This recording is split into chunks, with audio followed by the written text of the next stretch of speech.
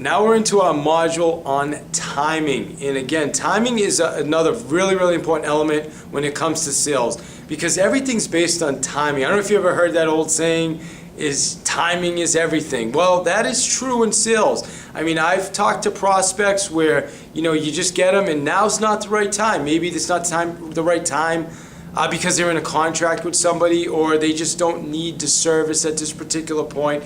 But then if you call them back at another time, maybe that's changed. Now they do need your services, or at least they're more interested in your services. So timing is critical. So the key to this now is really just asking great questions when you're talking to people. Figuring out, again, if they are in an agreement with somebody else, or are they thinking about making a change in the future? In my book we talk about, a friend of mine sells insurance.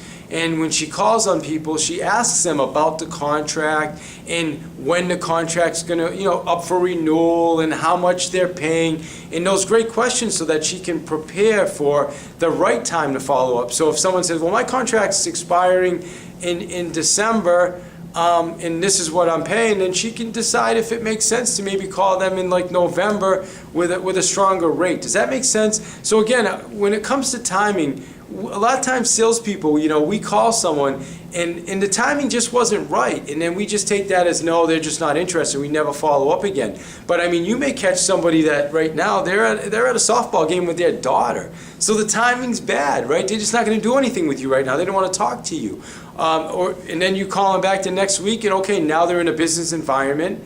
And they're going to talk to you. So the other thing I want you to realize with timing is not everybody's just sitting around, my friends, waiting for a salesperson to call. No, people are going about their life. So the key is to just catch them at the right time. And I've even ended my calls by saying, hey, sounds like I caught you at a bad time. Is there a better time to get back to you? And I'll tell you, 50% of the time, people are going to say, yeah, call me X. And it's that simple. So again, timing is key.